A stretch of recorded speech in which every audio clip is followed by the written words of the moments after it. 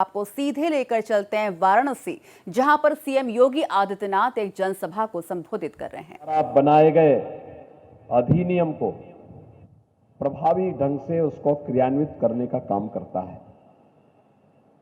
और मैं बार बार इस बात को कहता हूं, जब व्यक्ति अपनों से पीड़ित होता है, अपनों से धोखा खाता है, वह भले ही अपने परिवार के सदस्य के कहने पर कहीं हस्ताक्षर न करता हो, लेकिन उसका अधिवक्ता जहां कहीं उसे हस्ताक्षर करा दे वहां हस्ताक्षर करके एक विश्वास व्यक्त करता है। आपकी ये यूनिफॉर्म उस विश्वास की प्रतीक है। आप स्वयं उस विश्वास के प्रतीक हैं। जब एक पीड़ित आता है और उस पीड़ित को जब आप देखते हैं तो उस पीड़ित को न्याय दिलाने की आपकी प्रतिबद्धता सचमुच अत्यंत अभिनंदनीय है, सराहनीय है।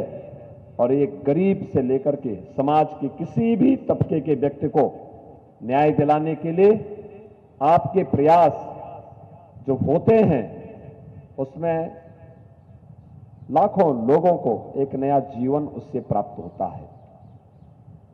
बहनों और भाइयों, जब हम लोग आज यहां पे अधिवक्ता समुदाय के साथ बैठे हुए हैं, अधिवक्ता समुदाय समाज का एक प्रबुद्ध वर्ग माना जाता है और देश की ज्वलंत समस्याओं से इस समुदाय ने कभी भी अपने आप को अलग नहीं किया।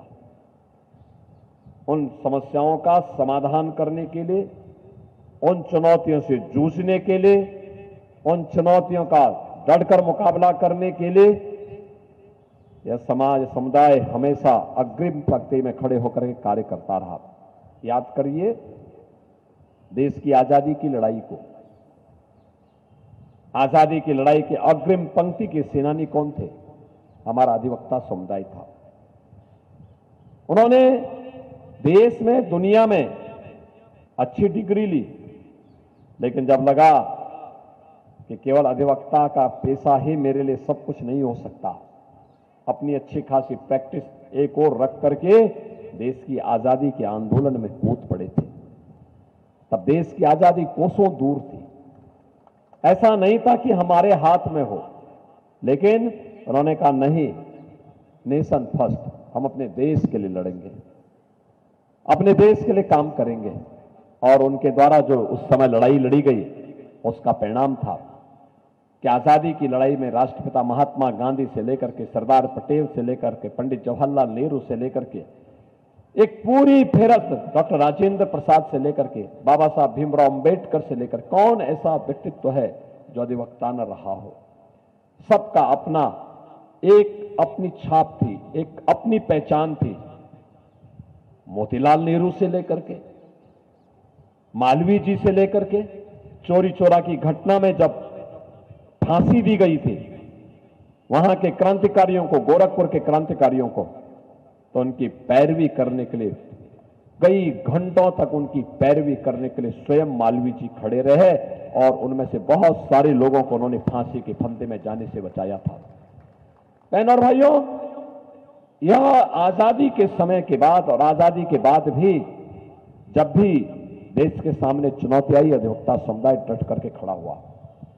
और जब लोकतंत्र के इस महापर्व में हम खड़े हों, अधिवक्ता समुदाय कहां से अपने आप को पीछे कर सकता है? और यही आह्वान करने के लिए हम लोग आए हैं। काशी 10 वर्ष में आपने बदलते हुए भारत को भी देखा है, 7 वर्ष में बदलते हुए उत्तर प्रदेश को भी देखा है, और पिछले 10 वर्ष के अंदर एक बदली हुई काशी, एक भव्य और दिव्य काशी, एक नव्य काशी भी आप सब देख रहे हैं। बहनों और भाइयों, ये जो बदलाव है, इस बदलाव का नेतृत्व भले ही आपके द्वारा चुने गए प्रतिनिधि के रूप में भारत के यशस्वी प्रधानमंत्री मोदी जी कर रहे हैं, लेकिन इसका श्रेय तो आपको जाता है, काशीवासियों को जाता है। जिन काशीवासियों ने मोदी जी को अपना प्रतिनिधि चुन करके देश की संसद में भेजा, वे देश के प्रधानमंत्री बने।